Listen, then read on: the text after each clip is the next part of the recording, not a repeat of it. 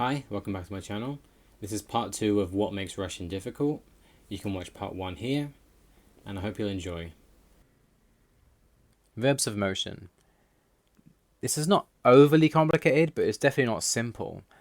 The word go can be translated many ways in Russian. Go equals iti, pойти, ходить, ехать, поехать, ездить. Let me break this down. These verbs are separated into two categories, by foot and by vehicle. First you have the imperfective form, for ongoing actions, iti, ехать. Then the perfective form, for complete actions, пойти, поехать. Then we have the form for everyday actions, ходить, ездить. So some examples. I'm going to the gym. Я иду в спортзал. That specifically means by foot. I'm going to work. Я еду на работу. That's specifically driving. I'm going to the gym tomorrow. Я пойду в спортзал завтра. Walking. I'm going to work tomorrow. Я поеду на работу завтра. By car. I go to the gym every day. Я хожу в спортзал каждый день. I go to work every day. Я езжу на работу каждый день. TK constructions. This is quite an advanced topic, and I'll make a future video about it later. So I'll just summarize it here. In Russian, you have to use a noun after a preposition. For situations that there isn't a noun, you use the words to, tot, tovo, tom. It's the same word, just different cases. For example, для того чтобы, после того как, до того как, перед тем как, for that in order to, after that how, until that how, before that how. These are just phrases that are used before verbs and don't actually mean anything. Another situation, тогда когда, там где, туда куда, так как, then when, there where, to there to where, so how. These are used to link two separate clauses. For example, я сказал ему тогда, когда он был готов. I told him when he was ready. So you're connecting I told him and he was ready with when. So this is why you use these words. I'll explain this more in a future video. Words with many meanings. There are certain Russian words with lots of meanings which can be quite confusing. Here are some examples. Дело, па, за, свой. Дело. Как дела? How are things? Не твое дело. It's none of your business. Дело в том, что, the thing is. Такие дела. That's what's new, that's how it is. Одно дело, it's one thing too. То и дело, continually. В чем дело? What's wrong? У меня есть дела. I have things to do. I got very confused when learning this word because I just thought, what does it mean? It means so many things.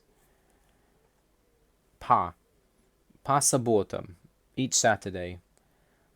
Я гулял по городу. I walked around the city. Это по-другому. This is different, a different way. По, used like this, is used as an adverb to describe verbs. For example, по-русски in a Russian way, по-моему in my way, по-настоящему in a real way. It's just a way to describe verbs. По дороге, along the road. По крайней мере, this is just a phrase meaning at least. По телефону, on the phone. За угол, around the corner. За столом, behind the table. За последние 20 лет, for the past 20 years. Он голосовал за меня. He voted for me. За работой, while working. Он брал его за руку. He grabbed him by the hand. Svой.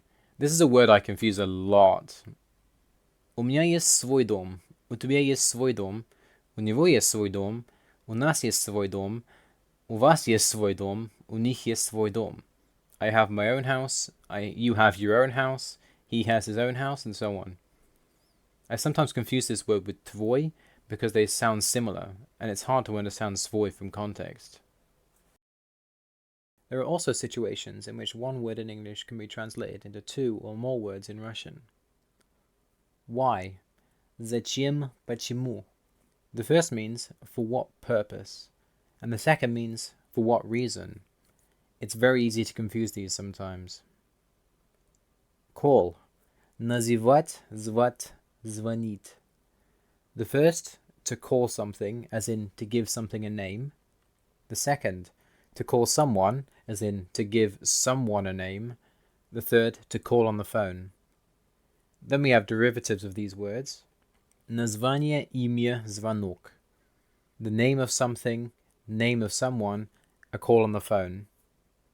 Then we have the words for the same or just as. Так же, the same way for verbs. Он сделал так же. He did the same. Такой же, just as, the same, for adjectives. Я такой же смешной. I'm just as funny. Тот же, the same one, for nouns. Я видел того же. I saw the same one, or the same person. The last one changed because these words also change for case and gender. Так же doesn't change, but here are all the forms for adjectives. And here are all the forms for nouns. It's quite complicated. Sometimes when I speak to Russian people, they say that they think English is way harder than Russian, and I just copy and paste this just to show that it's not. Numbers. Numbers will change for case. This is especially difficult for dates. You have to have already memorized these numbers to read them, and know which case ending to use. These are в 1985 году, 1985 года, с 1980-х годов. This is in 1985, of 1985, and from the 1980s. In English we say 1985, but in Russian they say 1985, and then change the ending. Another example, 10, 10, 5, 5. Я работаю с 10 до 5. I work from 10 to 5, so the endings change. When stating the number of something, the last number will change the case of that thing. Ends in 1, nominative singular. Ends in 2 to 4, genitive singular. Ends in 5 to 10, genitive plural. So it doesn't matter how big the number is. If it ends in 1, then you have to use the singular form. У меня есть 21 большой стол. I have 21 big table. У меня есть 22 больших стола. I have 21 big table again. У меня есть 25 больших столов. I have 25 big tables. So these numbers change depending on the final number. This is extremely illogical for me because I can't imagine that 21 tables are singular. To confuse things even more, in the second example, the adjective will be plural, but the noun is singular. So is it plural or singular? And I still find numbers really, really difficult in Russian. I find it hard just to remember them, just the base form, let alone changing the case. And I find it harder to, especially when someone says a date, I a lot of the time can't understand because it's too fast, and I have to say, can you say that slowly, please? I can't understand the numbers. So yeah, it's just difficult. I think it's difficult in every language, really. Okay, the next part I can't really show very easily on video because it's cursive, and that means when people are writing on paper, I'll show you. Here's the Russian alphabet again, and here it is again in italics when written on computer. These letters change. I found it especially difficult to read T correctly because it looks like an M. But when written on paper, Russian looks a lot more different. These letters look very different, and one big problem is that a lot of letters look the same and it's hard to tell which is which. For example, there's this word. It's so hard to guess what this says. It's the word lishish, meaning to deprive. Like when I read on computer, I can read everything. But on paper, I can't read almost anything. I get confused constantly. So cursive is difficult and I can't read it, mainly because I do all my reading on computer, so I'm not used to it. If I probably practice cursive and practice reading in cursive, I'd be a lot better at it. But it's still very difficult compared to just reading on computer. And that's all for what makes Russian difficult. I hope you found this interesting. And with these videos, I don't want to dissuade people to learn languages because there are difficulties in all languages, but they're still worth learning, and there's still a lot to gain from learning those languages. For me, difficulties aren't a reason not to learn a language. They're just a hindrance, I guess, and a thing you have to get through. But the harder the language, the more satisfying it is when you finally do get it and speak the language. That's all for this video. Thanks for watching.